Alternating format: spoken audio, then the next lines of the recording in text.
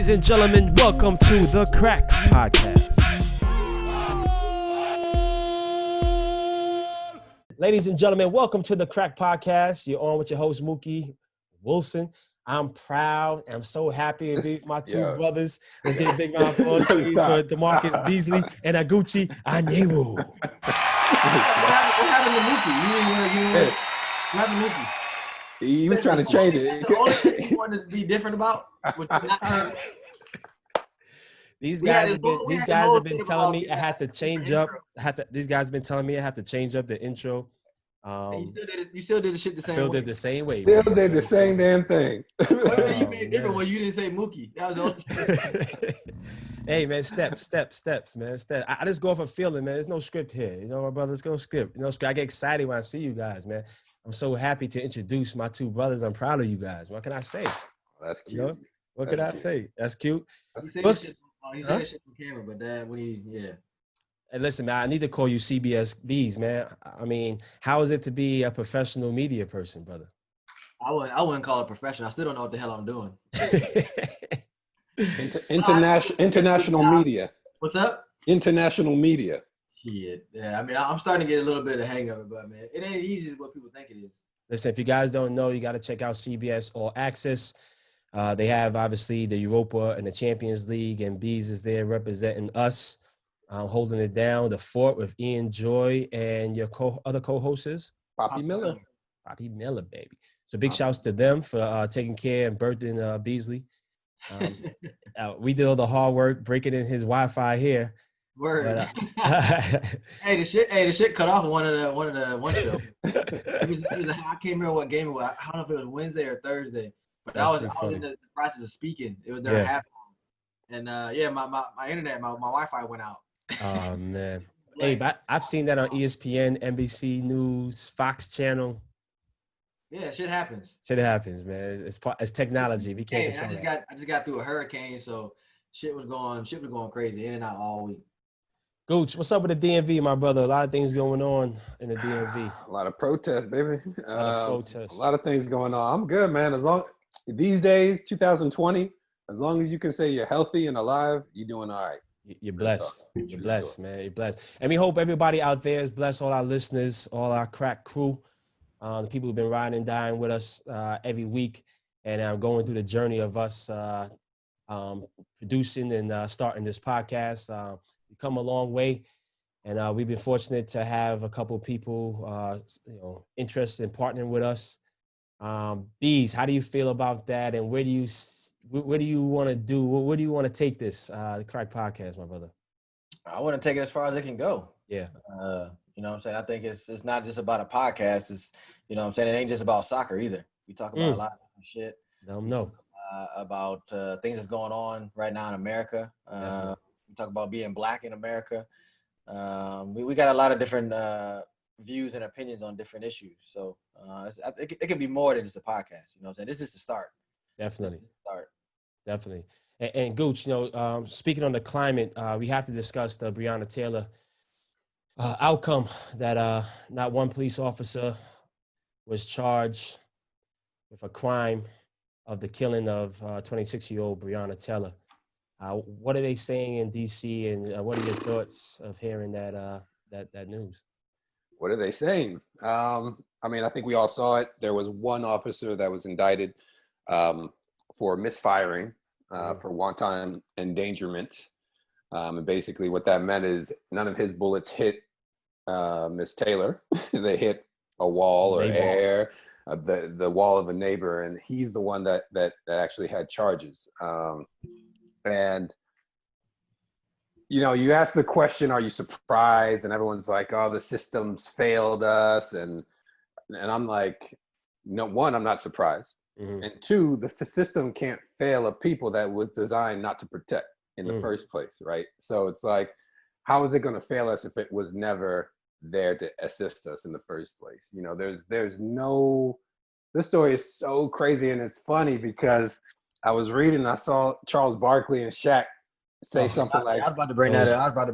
Those idiots. There's clowns, man. Like, how do you say, oh, you can't throw this into like a George Floyd or Ahmaud Arbery? case, you know, and Shaq said, "Oh, this isn't murder because there has to be intent." Yeah. I mean, man's got to study his thing. There's first degree, second degree, there's manslaughter. You know what I'm saying? There's all these degrees that none were charged against these cops. And Goose, the intent, if you're shooting a gun into a home, the intent is to kill. It's to kill. What else are you doing? What are you doing? What are you firing? Warning shots? Exactly. I think the hard part of it is that people don't have the details and don't know all the facts. And But catch the joke. Catch the joke. They said that they announced themselves, right? Yeah. They announced themselves, and they said they had a witness. A witness. Well, I'm gonna get to that. That's the Kentucky AG. I'm gonna get to this. They said they announced themselves, and when they busted in, her boyfriend shot first, so that's when they fired, right? So tell me this: if they announced themselves as police when they busted in, if this man is shooting at them, how come he's not convicted of anything? If that was the case, because then that he would had knowingly been firing to try to kill police officers in that moment, right? If they're saying that they said, "Oh, police is at the door," and he shot first, but obviously there were no charges against him, right? It doesn't make sense. The funny part is, if they barge into a house, why would they announce themselves? Because they did a no knock policy. Exactly, right? So my problem is that if you're saying police at the same time you're barging the door through, how do you expect them to hear you? But they weren't. So even Walker, her boyfriend, was saying that they were pounding on the door for like 20 seconds. So he heard the pounding, and they kept on saying, "Who is it?" But nobody was saying anything. And he was saying that he was scared because he knew at the time her ex-boyfriend, who was involved in some illegal stuff, didn't like the fact that they were together. So he was scared, like his boys or him were coming in the middle of the night. They're asking who it is. Nobody's responding who it is. They bust down the door. And of course, if you have a gun, you know, right there, you're trying to protect your family.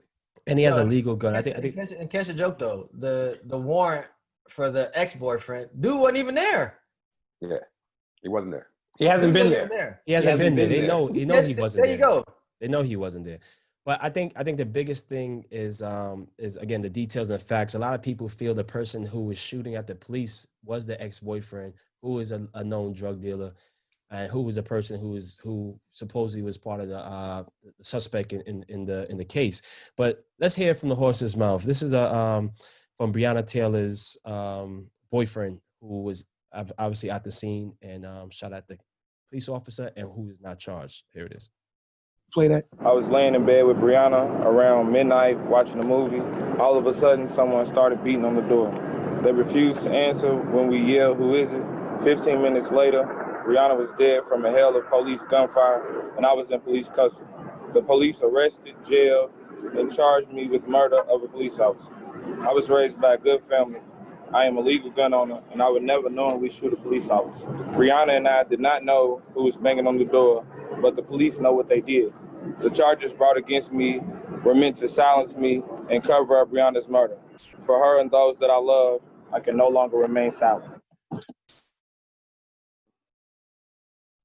You know, there you go. You know, legal gun owner did not hear the police coming, shot as a warning, and they asked who was there. Asked who was there, and they shot that girl 6 times. They shot 16 rounds into that house. Wow. Right? Why they couldn't retreat? Where is the danger? That's my biggest problem, right? It's not like it's a person that you know is a convicted murderer in this house. It's not like a situation where somebody's being held kidnapped. There is no urgency for you to have a gun battle with this person.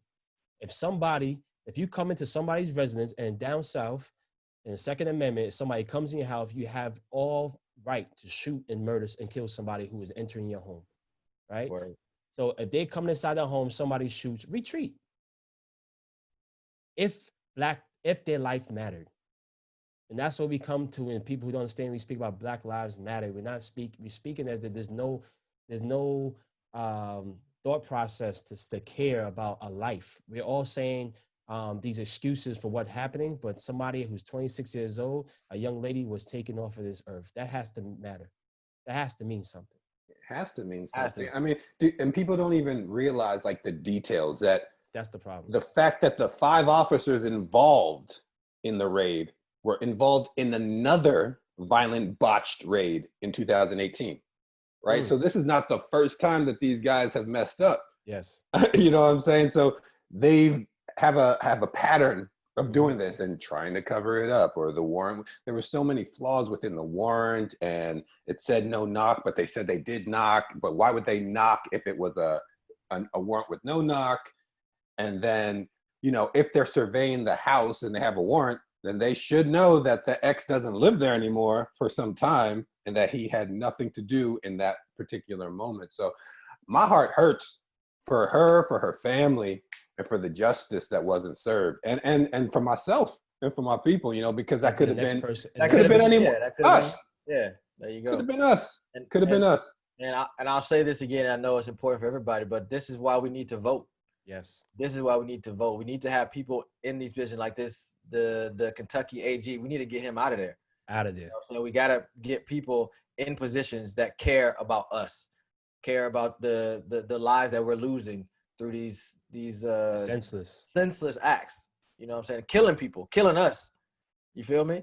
You know what I'm saying? So this is why it's important to vote. Do your homework, be intelligent, know who you're putting in office, know who you're putting in power, know who's going to be the last word in your city, in your state, in this country. This is why it's so important to vote. Please, ladies and gentlemen, make sure you vote. Again, early ballot voting has already started in certain states, so hopefully that you guys, find out where your closest voting registration and where your closest locations are, right? And this hopefully let's bring this home and make a change and make a difference, right? It's no sense to protesting if we're not going to actually use our right to vote. So, again, rest in peace to Breonna Taylor, and hopefully that we can have some better updates and some change, and maybe hopefully we can have another grand jury in the near future. So that's what we're protesting for. But fellas, there's no easy way to segue out of this conversation. But I definitely want to take you guys to Europe and have a discussion. Recently, there's talks about Gucci's favorite player, Dest, leaving Ajax and heading to Barcelona. Well, he's my favorite player because we play the same style. You know exactly, what I mean? Exactly. It's only because y'all both light skinned. That's it. See. Mookie, defend me. Goal scoring Gooch. In Rondo, Gooch got touched. Hey, y'all put in the Rondo. Say what? Y'all saw the say what from the last one, my chip from half field. So let me ask you this. You think so he's kind of like you when y'all both started. You were young, you were right back when you went to Europe. Now he's a right back or a left back. But then you had your career as a center back. So I hit a growth spurt. Yeah. He used to be that side. But fellas, there's a lot of talk, and I had an argument with some footballers this week saying that Dest should not go to Barcelona. He would not play there. Why not? They feel as an American player, he's not good They said enough. the same thing about Christian. They said the same thing about Weston. Sorry. Weston. Yeah. I mean, why? You're a man just like everybody else. There's 11 players that have the same opportunity. If he shows out better than the next person, why can't he play? I think both of you guys. Go ahead, Mook. Both of you guys who played in Holland and are very familiar with the Ajax team caliber and the system, do you feel that I think is the best preparation to play for any club in the world is starting off and coming up in the Ajax Academy? Don't you think that Barcelona plays a similar style and has a Dutch coach who they just hired, Koeman? Yeah, and I think that's why you finally got it right. You've been saying Coleman for the last. I've been calling him Coleman. That used to be the Everton coach. What's my man Coleman name? I don't even know. Yeah. But no, yeah, you're right. I think with him growing up in the system, and it's not just about the football part of it. I know just because with PSV, it's the discipline part of it too. Yes. So you're playing for a big club. Yeah, I remember when I was at PSV. And you couldn't even have, my shirt had to be tucked in, shit like that. I remember one time that I was in a game, and we're playing a league game, whatever. And Hiddink was my coach, Hoos Hiddink, one of the legend coaches in Dutch football. Mm-hmm. And we were playing a game, and it was a throw on the other side. I was playing a striker then, or a winger, and he was he's like, "Beast, Bees, yelling on the other side of the field. And I turned, I thought maybe like my position or something like that. And this is a true story. He literally like went like this. You can't see me, but he literally told me to, did a movement to tuck in my shirt. But I'm just saying, like, that's the discipline that you have when you play for those Dutch teams. Like, it's not just about the football. Yeah, he'll have the football brain. He has the skills to succeed in Barcelona or Munich when he gets his shot. But I mean, off the field stuff, the discipline and how you have to be as a young man. Yeah. You know what I'm saying? I mean, if you think about the Dutch league and you think about Barcelona's style came from who? Cruyff. Back in the day. This is typical Ajax football style. I mean, if you look at all freaking successful technical players in the last 10 years that came out of the Ajax system before they were 22 years old, playing for Arsenal, playing for Man City, playing for Barcelona, like that style, it's almost tailor-made for Barcelona, right? It's like plug and play. Okay, you're good. We're going to bring you here. We're going to make you great. So I think that if he goes and if he doesn't start every game, who cares? If he's playing and he's learning, next year he knows more and he gets another opportunity to win the starting position then. Shit. And another good thing is that they just sold Semedo. Exactly. They sold Semedo. So they have Sergio Roberto playing at right back. Well, some of the preseason games they've been having Sergio Roberto, the guy, he plays everywhere. He can play in the middle, he can play left back, right back, but he's been playing there. So there could be a spot for him. And the good thing about it is Koeman knows him. Yeah. He knows that he thinks with the team he has in Barcelona, he's looking at his team and he says, hey, I need this. Listen, it's 2020. We got an American star in Juventus. We got an American star in Chelsea. Why can't we have an American star in Barcelona? Hold on. Listen, American fans are getting very excited, right? You had Zach, getting excited. And they should. You had Zach, who started for Man City in the Cup game. I'm excited. You talking about American fans? I'm getting excited. He's about to come out of American retirement. fan? Yeah, hold on. I wish I. Hold on. He's about to come out of retirement. Are you an American fan? Hell nah. Listen, so you have Zach starting at Man City. You have Brooks playing in Bundesliga for Wolfsburg. You have Chris Richards on the bench for Bayern Munich. You have Des, who's Ajax / Barcelona. We have Tyler Adams. Or Munich. That's the thing. Yeah, or Munich. Yeah, or Munich. They both want him. You have Des playing, even though I think he's better in a Barcelona system than Bayern Munich. But you have Tyler Adams playing at in Champions League with Red Bull Leipzig. You have Mr. Juventus, I call him now, which is Wesley Matthews.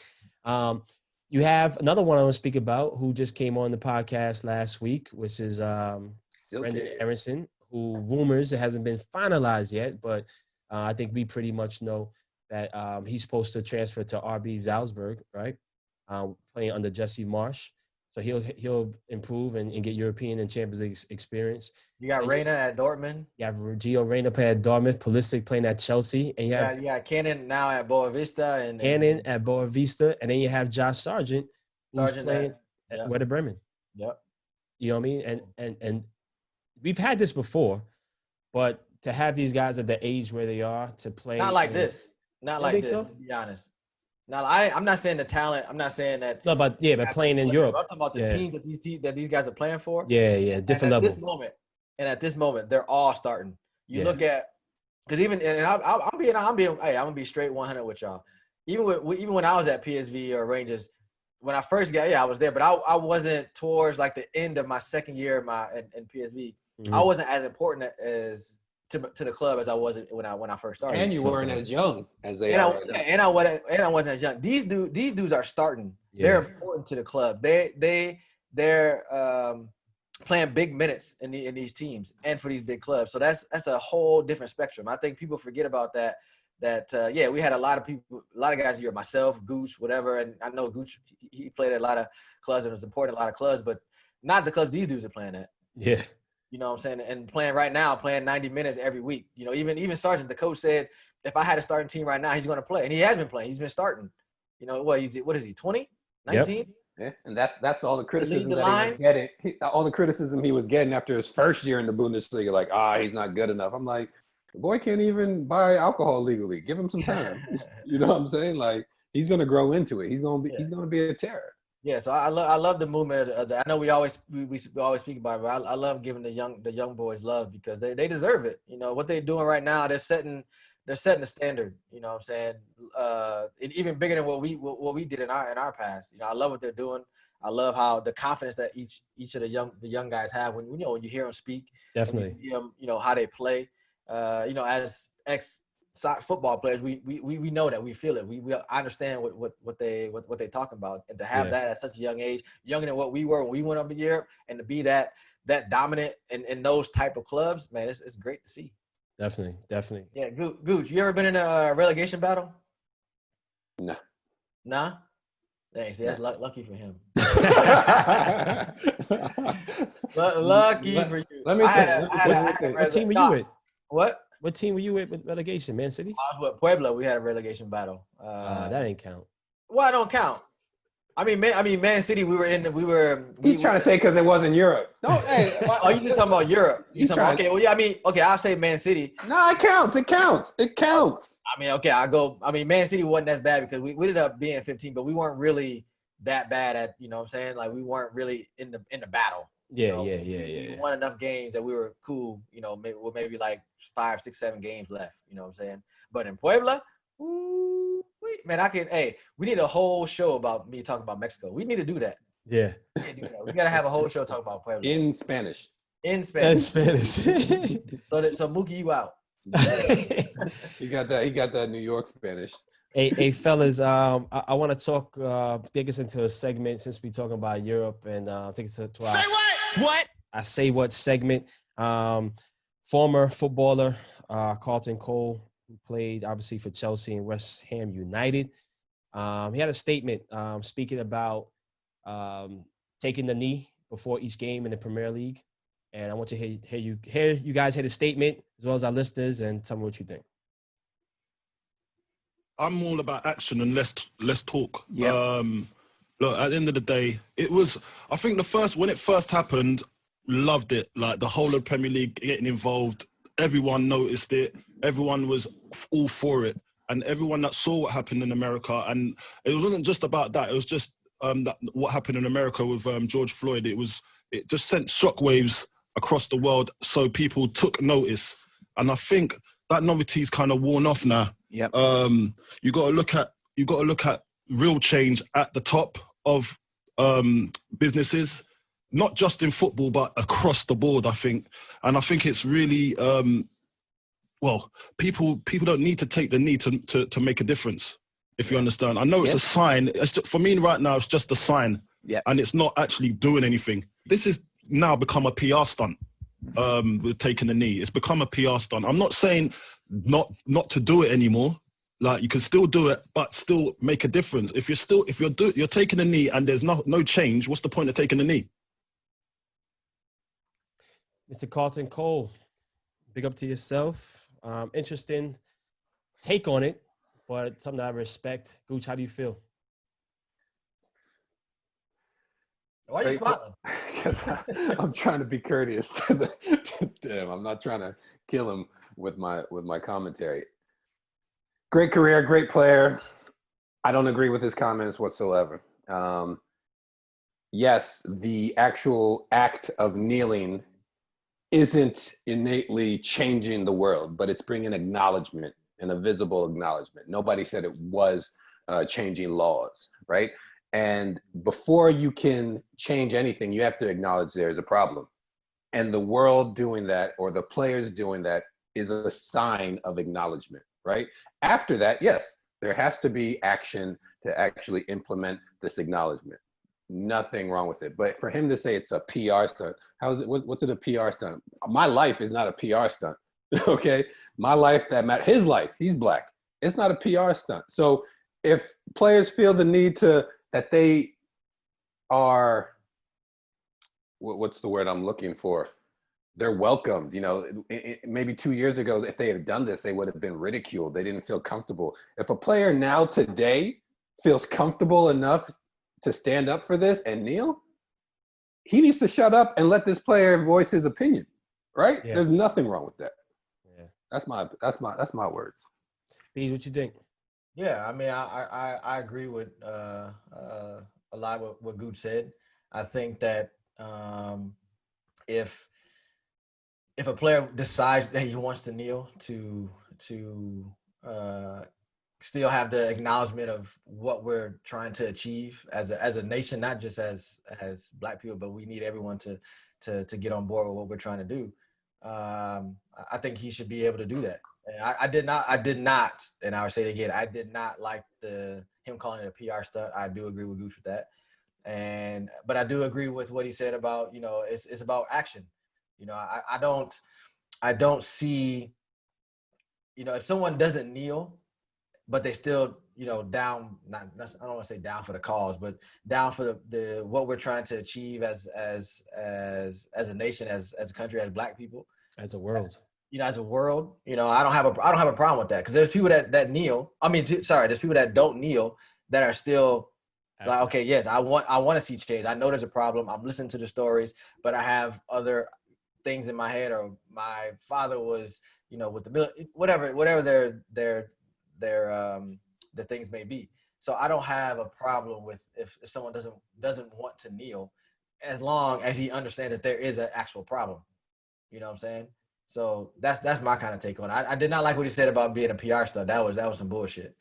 You know what I'm saying? I don't think that is. If someone wants to kneel as a team or as a player, as a personal thing that you want to do, you should be able to do that. Well, I'm going to go on the limb and say I agree with Carlton Cole. I agree that if we're not doing anything, what the hell is kneeling going to do? Right? Because if what he's trying to say, we've all said that it's about action. And what he's trying to say is that it becomes numb when you do it week after week after week and nothing changes. So it becomes like, okay, yeah, this is time that they kneel, they get up, we play. It has no relation with actual action. So I kind of agree with him. It's like, what is the action? What every day, every week we kneel, then what? They already took Black Lives Matter off the jerseys. I feel like you're debating two different things, like the kneeling and the action. So are you now questioning the players for not acting? Or are you no, I'm not questioning the play. I'm questioning. I'm questioning what purpose is it?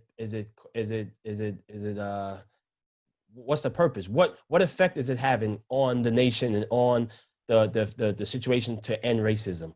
What effect is it having? It's initially he said initially it was great. He said initially it was great. But if we do that all season and nothing changes, then how much do we keep on taking a knee? I think he's trying to make the point that redundant. So he's making a point. He's making silly points because he's not mad at the kneeling. He's mad at the lack of action. So say something about the lack of action, but not at the act of kneeling. Yeah, but I just didn't like the what he said about it's a PR stunt. Yeah, but I didn't like that. I said I agree. We all said this. But the PR stunt, he's saying the clubs, he's saying the league, he's saying the league is doing it as a PR stunt, meaning like they're not doing anything to change anything, but they're doing it as a PR stunt. Like, yeah, go ahead and kneel. And I kind of feel that. I feel that again, if every week we're kneeling and nothing's being done, then it doesn't play a part anymore. There's no effect. There's no like shock. There's no real brought to attention. A lot of times, to Beasley's point, nobody speaks about it anymore. They speak the kneel, they go down, they go up. So you think he's talking about the Premier League or the Championship? The Premier League, not the individual players. Okay. But to his point, B said sometimes people don't kneel and they make action. So what constitutes him and his definition of action? What does he need to see happen? For him to say it's legitimized or what do you need? Happening. What do you answer that? What do you need to see happen? I'm not the one that said it. I don't got it. I'm asking you a question. What do you want to see happen? Like all this kneeling is going on. Yeah. What's the result? What I want to see is that my life matters. The next is my boy who's white. I want to see no more police brutality. I want to see no more preferential treatment. I want to see more representation in soccer with Black individuals. Speak on that, because I think that's what I'm saying. I want to see more. I want to see more GMs that are Black. I want to see more presidents, owners that are Black. I want to see more equity in regards to the diversity structure, not just on the playing field. Mm-hmm. You know what I mean? That's what I want to see. I want to see an increase of that. Definitely, and that's where change happens. Definitely. I can't say now. Hey, drop the mic on that one, goddamn shit. I feel the same way. I don't want to, repeat what you just said, but yeah, I'm on board with all that, 100%. I appreciate that, Bees. No problem. We don't agree much, but this one. So, fellas, I want to ask you: have you been watching any MLS lately? I had the chance to check out the past couple of weeks, actually, since the thing restarted. And man, MLS, I want to support you guys, but I'm struggling right now. It's a rough year. It's a rough year. 2020 has been rough for everybody. Do you think that's due to the I guess not the regular preseason? I mean, they had the bubble. They did have the bubble, and we actually said that. We were like, oh, we're going to give them a pass because lack of preparation, the bubble, the performances from all the teams weren't great, and then after the bubble, it still ain't great. Yeah. It's crazy. So what team? What's not great? You can't just say a broad comment. Give me some detail. Give me some info. What y'all talking about? I mean, well, listen, you're the stats guy. I watched the game yesterday, Cincinnati against my guys at Columbus Crew. No, Cincinnati played somebody, and I watched the game, and I counted. I only took 20 minutes. Not one time was 3 passes made in a row. Every third pass, it was a ball in the air or a bad pass. Oh, they play Philly. They play Philly. Maybe that's not your type of football. Maybe that's what they want to do. No, we're talking about football. We're talking about football, guys. Come on. I feel like right now in the MLS, in most games, not all games, in most games, it's like the better of two evils win, right? Nobody's really playing good. It's like if this person scores or whatever, Chicago shitting all over Houston, 4-0. New York shitting all over Inter Miami, 4-1. Then you got Colorado shitting on San Jose by 5-0. And you got LAFC shitting on Vancouver 6-0. Like, I'm looking at this. Are these American football scores or is this soccer? Like, what's going on? Yeah. I mean, it was midweek. It was midweek. Listen, I asked you a question about midweek. We know MLS is full of talent. Is it the coaching that's the problem? I mean, I think with that comment, what you just said, or that question, San Jose, 100%. He's a coach for San Jose. Yes, I saw some of his comments. Like he says, obviously he's trying to defend him, he's trying to defend his team, trying to defend the club, and he says, we don't know what's going on in the club. We don't know what's going on at training. We don't know what type of. I mean, that's what he said. This is not me talking. This is what he said after they got beat 7-1 against I think it was Seattle. Because everybody was coming after him and saying this and saying that.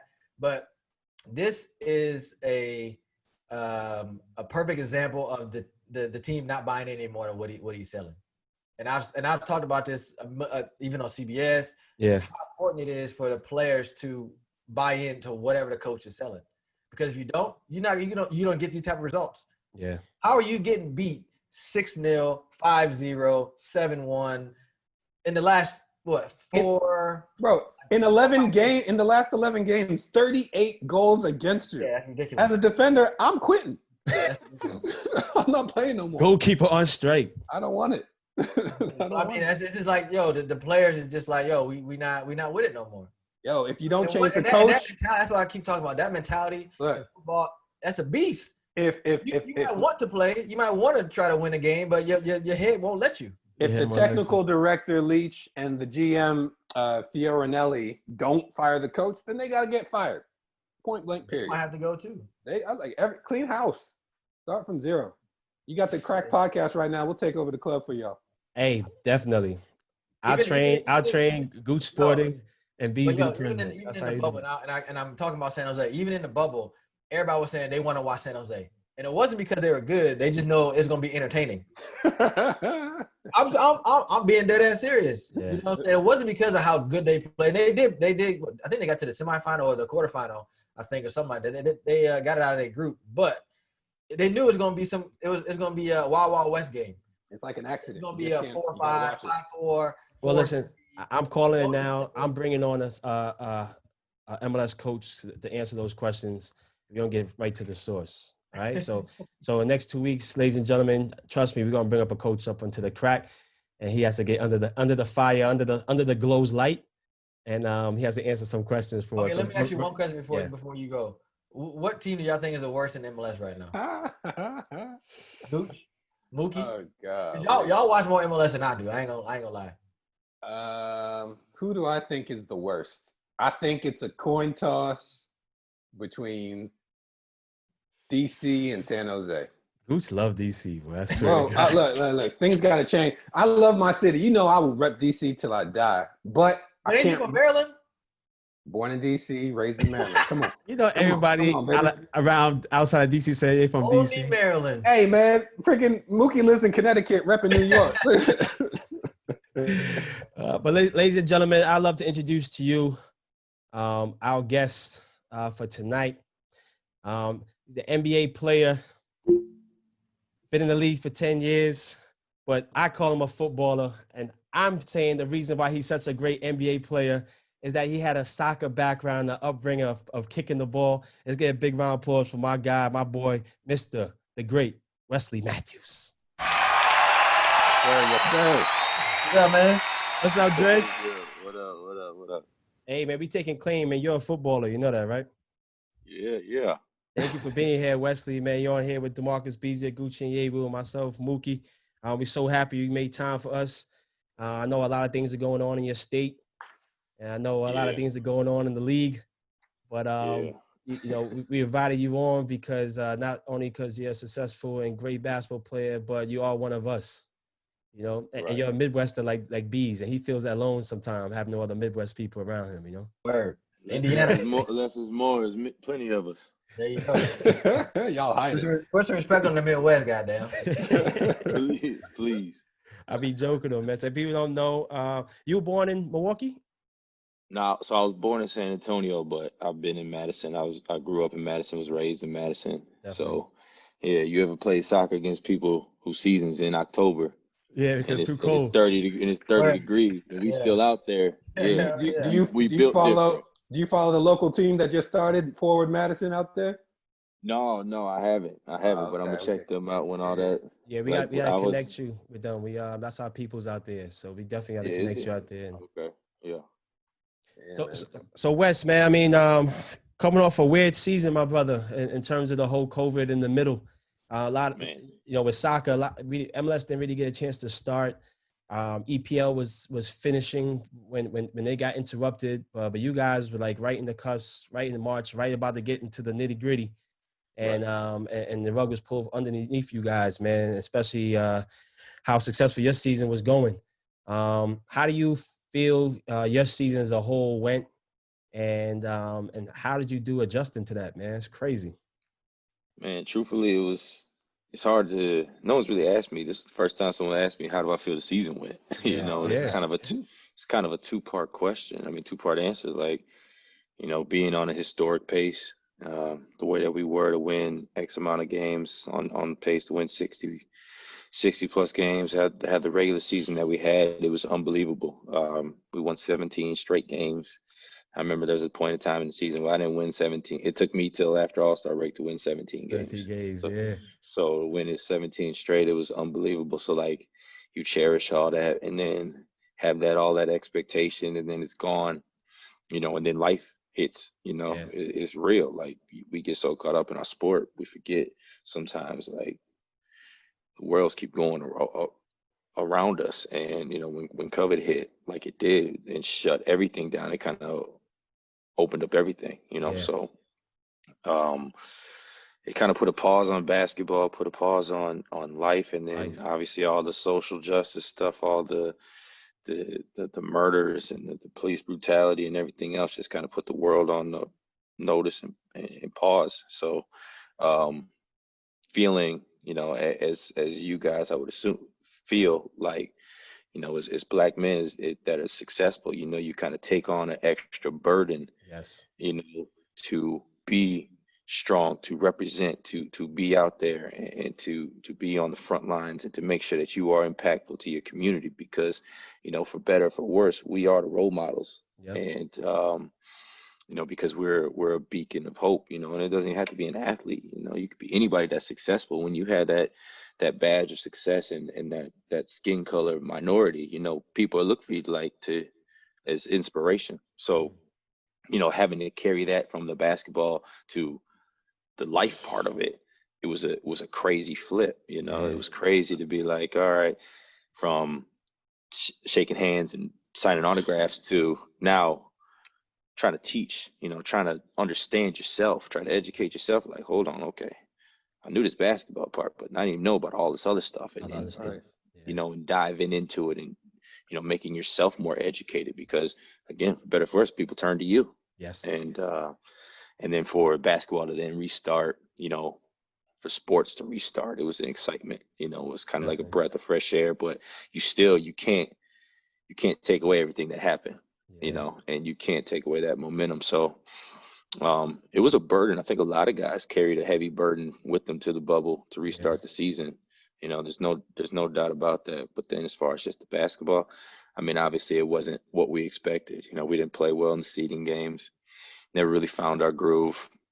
Lost the first game of the first round, but then we were able to win 4 straight. And then obviously losing the way we did to Miami. It's hard to really depict whether this was success or failure or what kind of season. It was just, I guess, 2020. Yeah, it's 2020. It's an asterisk mark season, right? That's what it is. It's 2020. Yeah. Just to go back a little bit, you're very socially conscious, and obviously Wisconsin has been through a lot and continues. And I know you've stepped up in the foreground as being one of the bright stars that come out of your city. Can you speak a little bit before we get too deep into the NBA about what you're actively doing to help the city and also to guide the city, and what are things looking like right now? I mean, things are definitely. Obviously, you saw what we did with the Bucks and the whole NBA.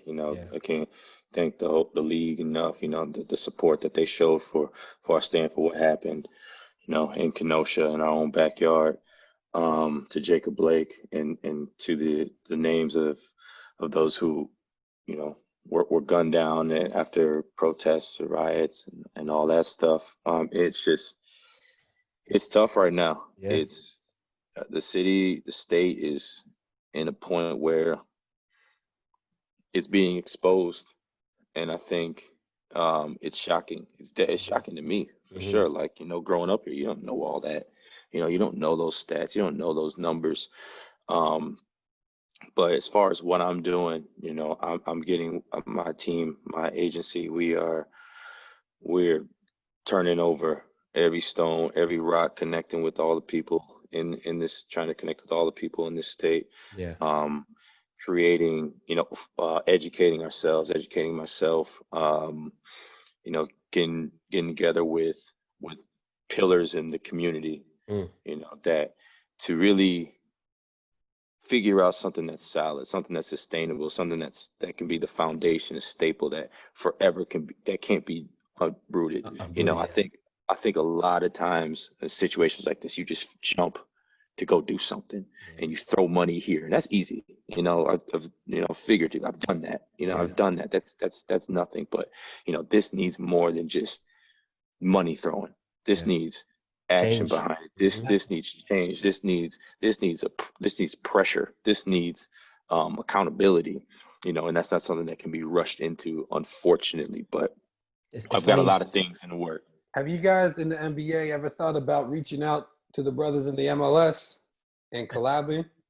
Because you guys have you guys have big influence. You got big names. Yeah. It's a huge sport in this country. And I think that a lot of times, especially now, we should lean on each other, right? Right. And absolutely. Your influence becomes ours, vice versa. And I would love to see that happen instead of everybody in their own lane, Right.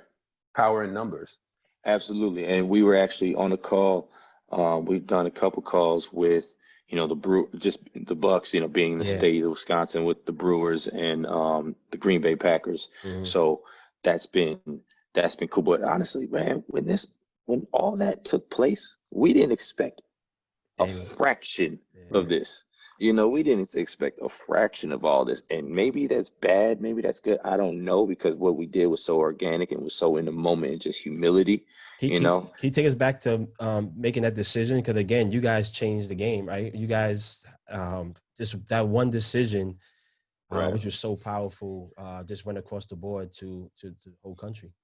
Man, so I think probably everybody saw, the updates on their phone when they woke up that morning. I woke up early and I saw it, and I couldn't believe it. Yeah. I couldn't believe it. And I couldn't believe that I was in my own backyard. And I guess just everybody felt that same kind of sentiment. You know, we just were sick, and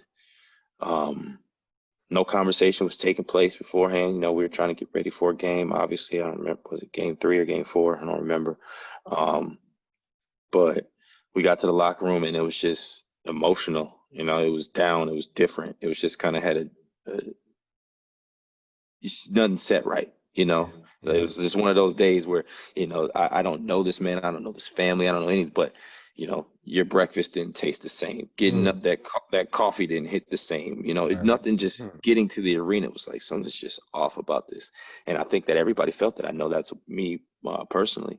And when we got to the arena, we found out, you know, George Hill. He was like, "This isn't right. I can't. Like, this isn't what's up."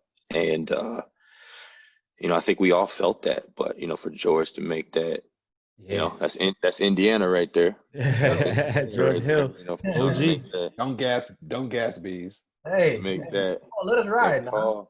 And then, you know, Sterling Brown, who had, I don't know if you guys know Sterling Brown's story, but you know, he was a victim of police brutality and all that stuff in the state of Wisconsin. That was like what, a year before, correct? Yeah, something like that. Yeah. So you know, he obviously had a hit closer to home with him as well. And so, you know, he actually brought it up to the whole team. Whereas all of us didn't know that that's what was happening. So he brought it up to the whole team. And this is all taking place 20 minutes before the game. The clock is going on. Everybody had warmed up and did all this stuff. So you guys warmed up, came back in the locker room. So so we all go out individually, shoot around, time and all that stuff, and all that stuff. So now we're back in the locker room and getting ready to have our meeting, our film breakdown. You know, 22 minutes. And you know, SB comes in and he's like, "Look, this is what's happening. This is how I feel. I'm not gonna let my brother sit alone, so I'm gonna sit with him." And then once that happened, it was like, "All right, everybody, we know what it is," you know. And at that point, that's when the storm started. We had no idea. But you know, it was crazy in that one motion. We talked to so many different people in 2 hours. You know, we were able to get on the phone with Jacob Blake's family. We talked to I don't want to misquote. We talked to the lieutenant governor in Wisconsin. We talked to the district attorney, I believe. You know, all that happened in 2 hours. And of the us biggest not playing question, a basketball game. Did the staff and the organization support you immediately? Yeah. Okay, good. Yeah. There wasn't any there was no doubt. There was no hesitation about it. And I think that was without doubt like the most comforting, you know, because I see a huge stand, I see a huge play. You know, it's a lot of money. That's a lot of money. You know that's a lot of money. That's a fine. Definitely a fine. And it kind of forces you guys to kind of be the leaders and kind of did you realize when you guys made that decision that other teams will follow suit? No, so we just figured it was just gonna be a forfeit. Okay. So we had no idea. Like obviously, like I said, we made all that decision. You guys were willing to lose that playoff game before. Okay, so it wasn't like you realized, okay, it's not gonna be a forfeit. No, so when you saw the blow up of everything that happened between the teams, you know, that was, you know, we was wrong for. I mean, I wouldn't say wrong, but we were responsible because we didn't take into account all the repercussions and of all the other games that would take place. But at that moment in time, we were like, you know, this is it. This is the move that needs to be made. This is how we feel. This is how we stand. And, you know, we feel that we are going to be on the right side of history for this, not only because we're trying to make history, but because this is right. This is right. You know, this needs to be shed light on. This is humility. This is like, okay, we hoop, we kick a ball, we catch a football, we entertain, you know, we doctors, we this, we all that, but saying that we're human, you know, and that was the time, that was the moment that we all felt. And so we were trying to forfeit. So we had no idea about it. That's a big stance because you know what you're giving up in that moment, right? And you don't care. Right. You're like, what I'm doing is more important than what I'm losing, right? And that's a big statement. Exactly. I mean, our mind was like, all right, we're gonna go back. We're gonna go down 3-2, and have to win Game 5. Man, you know, that was what our mentality was. No way Bees would have done that. No way. Come on, man. Don't do me like that, dog. Mookie be the one protesting his team, like, come on, guys. Come on, guys. Let's go. That's that light skin energy, goddamn. Man, so Wes, man, obviously, it had to disrupt you guys in terms of momentum wise and moving forward. But we spoke before you got on the show. We were talking about Breonna Taylor and the incidents obviously is going on with that. And then we also spoke about how in the Premier League, they take a knee before at the start of each game. And a couple of players, one player particularly, and I think Sir, what's your boy name, Gooch, from QPR? That's Ferdinand. He made a statement saying that taking a knee is cool, but what are the actions? Do you feel that it's too much of, saying Black Lives Matter, having hashtags, but there's, like you spoke about before, there's no real action being and also taking place. And even the NBA has Black Lives Matter and things on their jersey that eventually becomes numb. And people it doesn't really affect them how it once was. Yeah, I mean, I definitely can see the argument to both sides of that. I'm part, if you had to ask me, I feel like you can do both.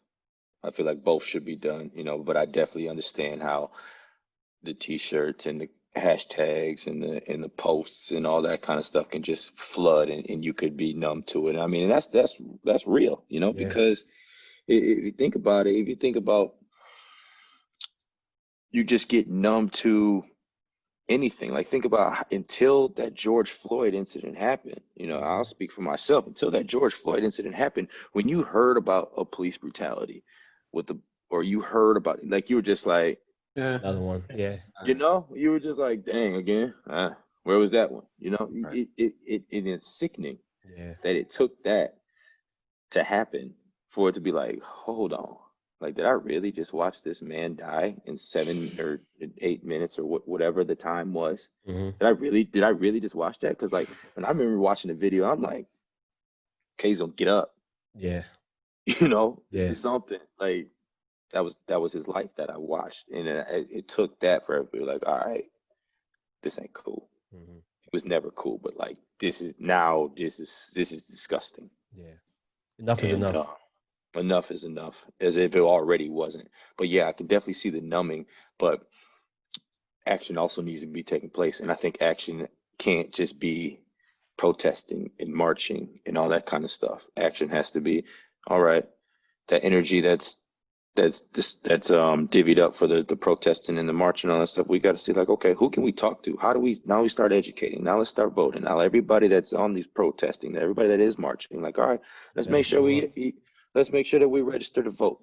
Mm-hmm. Let's make sure, like, my goal, I plan on volunteering at a poll site. Nice. That's one thing I definitely want to do. I've never done it, but that's something that I definitely want to do, and I will find a way to make sure that I do that in my state. Definitely, man. Definitely. Well, again, I just want to say you are a hero. And the rest of your teammates are a hero, and again, I just can't believe the bravery you guys have, and the decision to be unified and stick together is something that we all can learn from, and move on. Let's speak a little bit about your history and how you grew up in a NBA household, or a basketball household, I should say, but you end up also playing soccer. How did that happen? Yeah, right. So, what position were you? I was a forward. I was about to say goalkeeper. So that's crazy. So I'm gonna get to that. That's crazy. So my dad wasn't around, but my mom was an athlete. My mom was a Hall of Famer at the University of Wisconsin and all that. So she played basketball as well. She played basketball too. Yeah. So as elementary school, I'm at John Muir Elementary School. Trevor there. So we at recess. And we playing basketball and all that kind of stuff, but then we start playing. So, like, I've never played soccer. Trevor played soccer way before I met him. So I'm like, I'm gonna come down and do what they doing. So start playing, start dominating. I mean, I'm taller, I'm faster than everybody. I'm like, this is fun. I'm like, I'm a competitor. I'm like, dude, this is fun. So I go back home and I'm like, Mom, I want to play soccer.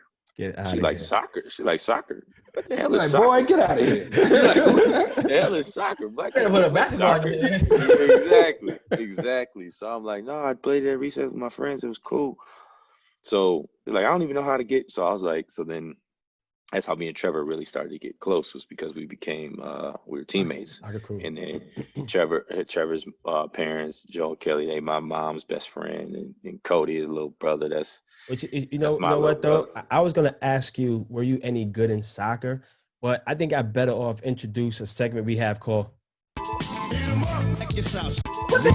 We gonna call Trevor. Oh, that's something new. Hey, this Don't mind Mookie. We gonna call Trevor. I ain't never heard of and it. find out. I quit. Really had, song, I quit. I quit.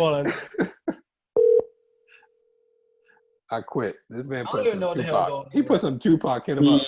Yo. Big up to the shows. Give a big round of applause, please, for the footballer slash DJ slash photographer slash videographer slash all around creators. Give a big round of applause, please, for Mr. Trevor Banks. You always do a good job of like gassing me up. This man in his intros. Trev, I apologize to appreciate it. interrupt you and your dinner. You're on the phone with Oguchi, Bees, and your boy Wesley.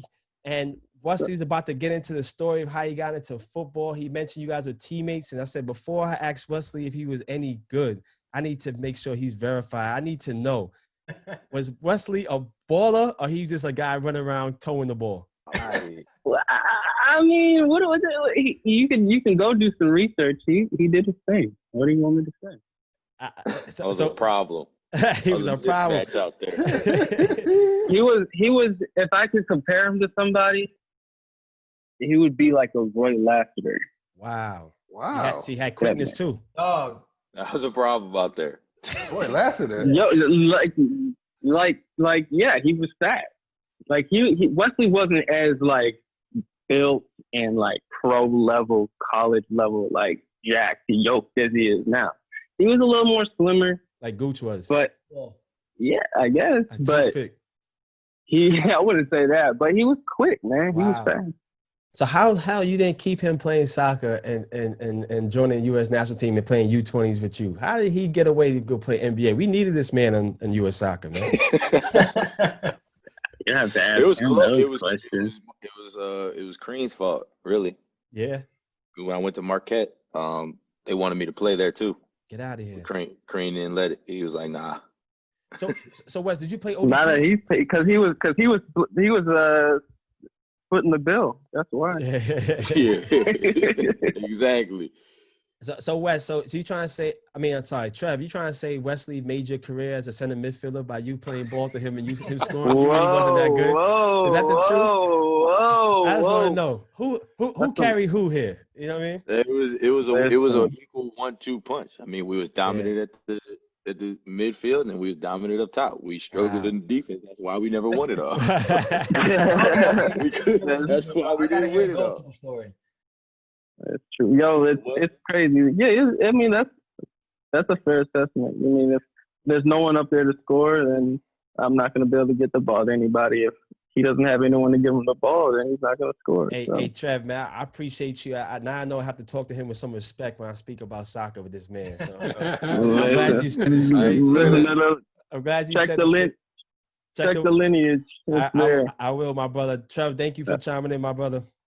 Yeah, appreciate you guys, man. Keep this up. I've been following what you're doing, and it's cool, especially as folks doing the game justice, especially as Black folks representing. Man, keep it up. No doubt, my brother. All right, guys. All right, peace. All right, West Punk later. Chump. Yo. Hey, you see Wesley drinking water. He was scared for that answer. He was chugging. He's like, hate or not. He's like, I don't know what man's gonna say. He finished 3 bottles of water. It's the same one. And it's leftover too. I was about to go get another one. Y'all text me ready. I'm like, damn. So Wes, did you play ODP and all that stuff too? Like go through that all whole that system? All that. I did all that. You play ODP too? I played ODP. I did all that. I mean, we had Indoor nationals in Detroit, indoor nationals in Kansas City. We did 3-on-3 nationals in Florida. Oh shoot! Orlando. Man, what the hell you playing in the NBA for, boy? He needed you, man. The real money in the MLS now. Come on. We did the ODP. I did the ODP. Where was one? I think it was in like Tennessee or something like that, where they bust you all the way using his dorms. He was in the colleges. Yeah. Did all that stuff. That's dope. So obviously, I already know the answer. You playing soccer helped you tremendously get to the NBA because of your footwork, right? And court vision. No, I agree. I agree, though. I agree with that because the thing about soccer, and what people don't understand, one is physical as hell. That's what people don't really get. You don't understand that. You see the dives and all that kind of stuff. That's selling. I mean, look, it's in the NBA now. It's embellishing. You do what you got to do. I feel. I mean, but it's physical. So you learn how to be physical. You learn how to be strong, wiry. You know, that was the other thing that I think really helped build my foundation from my strength. Because like Trevor said, I was skinny. Yeah. Like I was slender, but you know, you got to learn how to not get knocked off the ball. You know, I was taller than everybody and they lower than me. You got to learn how to not get knocked off the ball. You got to learn how to hold them off. So, I mean, exactly. Because that's the same thing. So you get into you playing basketball and now I'm driving and I see the contact. I have that core strength. I got that lean, you know, footwork, obviously, you know, your footwork. That's why you're defensive specialist, my brother. And I'm not technical either. Yeah. That's the other thing. I don't know. I'm not, I wouldn't say I'm a technical defender because I trust my footwork so much as opposed to, you know, you're taught in basketball, you slide, don't cross your feet over. Yeah.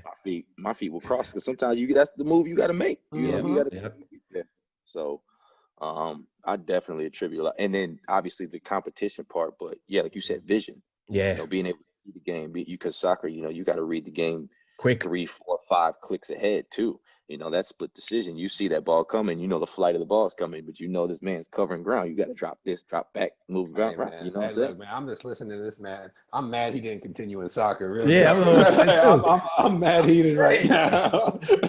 This man be playing in the English Premier League right now, scoring the Champions League. For real. But Bees, what's the crazy part? So you talk about goalkeeper, right? Yeah. So we played. That's what you should have asked Trevor about. Oh man. Call him back. Call him back and say what my true position should have been. Oh shoot. So I'm gonna tell the story before you answer. So I was playing in the alumni game, and I'm like, I'm not trying to get hurt or anything like that. You know, I'm still playing, so I'm like, I'll be goalie. You know, then there will be no action. Hey, Trevor. We had to follow up again. Yeah. We got some discrepancies. What's up? No, what position did I play? But then what was my true position? Listen, I see. I'm glad this got brought up. This is something I've thought about, and I've said this to him. He should have been a keeper, hands down. Hands down. Yeah, we just started talking about that. He should have been a keeper. The alumni game. No, after the alumni game, you're right. I agree. That's what I should have done. I don't know how much you told in this story, but like we had this alumni game, and obviously he wasn't gonna play for real. And I was warming up with him, and I was hitting these like side netting, like these were going upper 90s, like unsavable shots. And he's full extended, like getting hands to him, hitting them wide.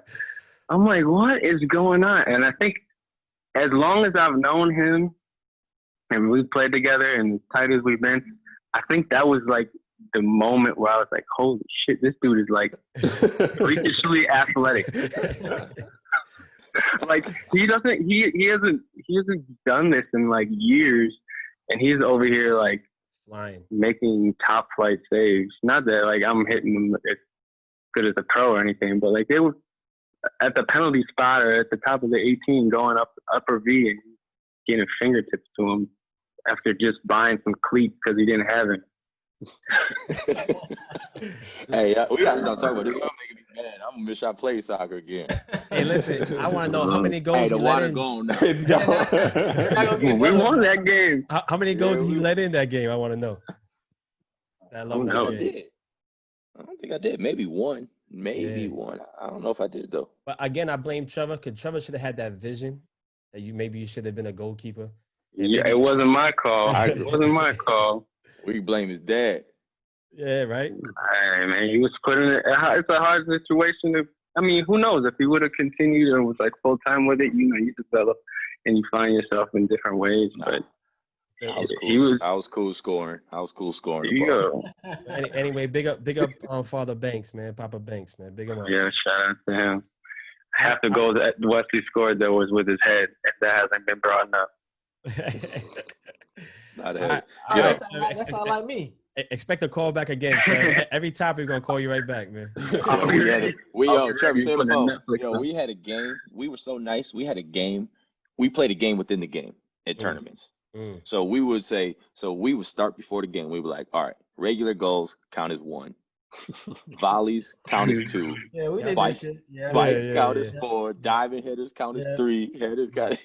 That's how nice we were. But Bees, there weren't no big ball players coming out of Madison anyway, so they had no competition. Hey, I told you in the beginning of the show, put some respect on the Midwest. I keep trying to tell you. Gooch, they weren't Region 1, Gooch. We went anywhere. They weren't Region 1, Gooch. I don't even know if Region 2 counts. I'm not gonna sit here for this blasphemy.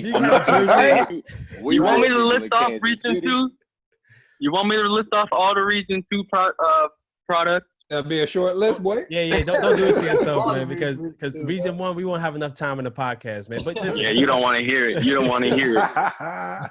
Thank you, Trev. Tell wifey hello. Hey, we went anywhere. We went anywhere. They all got to work.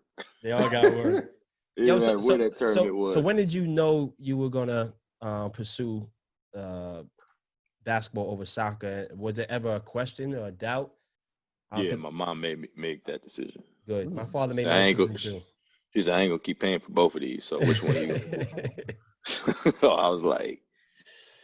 So when you were growing up, obviously there's a big argument with pay for play. So what was the difference? Was basketball as, I guess, heavy in terms of the financial burden as soccer was, or was it equal? What do you think? The thing is, so I came from relatively humble beginnings, but my mom, she grinded, Right. So like I never knew that we had none, so that she did a hell of a job. Like, cause I think some parents, they put too much of that like on their kids to make them like, I never had that. Yeah. But as I got older, I started to see it. But anyway, no, money didn't play into it. It really was just what was more fun. What did I see? What did I envision? Like what got me the most excited? I loved the MLS. I loved watching soccer. I loved playing it. But like, the logo. Like I can't. Yeah. Can't deny that. Like I just feel, my mom played it, my dad played it. Like it's in my DNA. There wasn't escaping it. Yo, Wes, I had hoop dreams, baby. I thought I was gonna be the next Kenny Anderson. Then I couldn't shoot. I had hoop dreams, and I didn't grow. I couldn't grow past 5'9". That was strike 2, man. That makes things tough right there. Well, listen, I'm from New York City. All we have is a handle, and my passing was tremendous because of the soccer, right? We got able to read, right? And that's why I wanted to lead into Steve Nash, who's a good friend of the show. And Steve, every offseason would come and play pickup in New York City and gather the guys around. And dude can play though. Yeah, he's all right. Oh, I believe it. Steve can play. Yeah, he's all right. But as a basketball player, when I used to watch him, I said you could tell he's a footballer because how he sees the game. He's already slowing down the game. He's leading everybody into the pass. While a lot of people will get to the space, then you pass in the ball. And that's what made him so great. But how do you feel about him having a coaching position? I'm a Brooklyn Nets fan. Having a coaching position and getting it for a team that's looking to win a championship but had never coached a day in his life. Man, truly, I didn't even know that he got it until like a couple weeks ago. Because me and my boys, we was just talking, and then we was talking about coaches and all that stuff. And then someone said Steve Nash. I was like, "Wait, I saying Steve Nash for?" Yeah. I thought that he was like on the organization side, right. Exactly. The Nets. In the office. Like, I thought in the office. Like when I saw that hire, I was like, oh, okay, that makes sense. They got Steve Nash and Nets. But then they were like, no, he's the head coach. I'm like, what? I was like, what? That was my reaction. I don't know. I mean, at this point, I don't know what the criteria is. Not to say that Steve Nash can't be or won't be an amazing coach. Mm-hmm. You know, obviously what he did as a player, he's cerebral. He sees the game. He's got great relationships with KD. I imagine great relationships with Kyrie. He's respected by every player. But yeah, has never coached. Let me ask you a question. I think that nobody can coach Messi. Meaning, what coach can really tell Messi what to do on the field, or have, besides supporting him and managing him, what can he really teach him? Do you feel that the top level players, as a Kyrie and as Kevin Durant, they don't necessarily need a real day-to-day coach, but somebody really who can just manage their attitudes or personalities? I think everybody needs a coach, and especially after watching The Last Dance, like the respect that in my opinion, no disrespect to LeBron. I mean, he's amazing, and statistically, he could be number one in every category ever. In my opinion, from what I've seen, like this Jordan is the GOAT to me. I'm an '80s baby. Jordan is the GOAT. Yeah. That's my man's right there. Okay, yeah, that's the one time I'll agree with the Midwest. I'm an '80s baby. Jordan's the GOAT to me. So to see him and his respect that he had for Phil, and to be like, all right, Phil done, I'm done.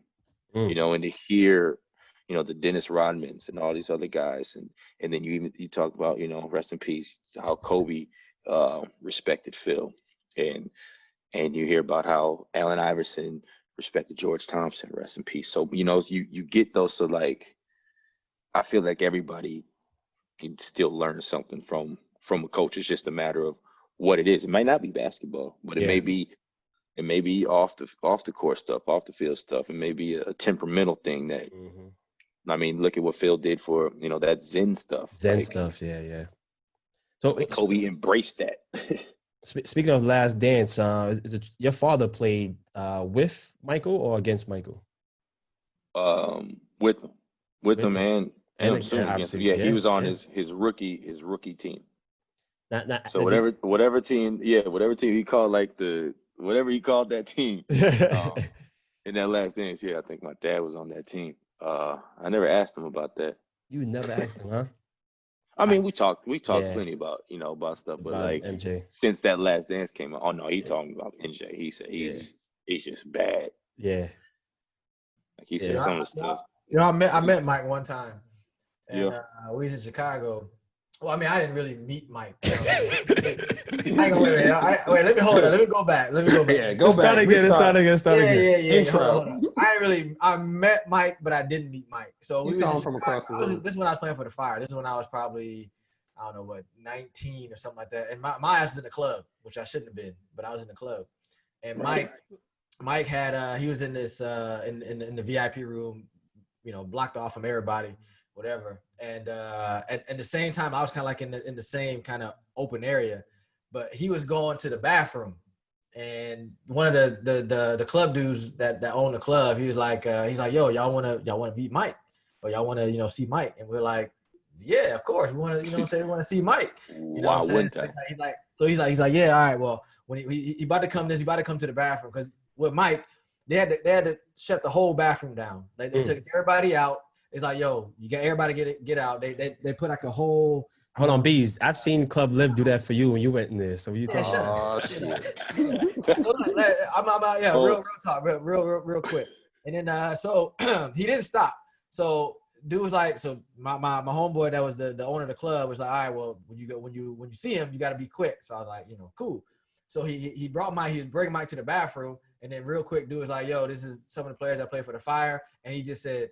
He shook a hand, and then kept walking. I didn't get a name. I didn't say my name is Damarcus. I didn't say shit. But that's my time. I actually shook Mike's hand though. Did you wash your hands before?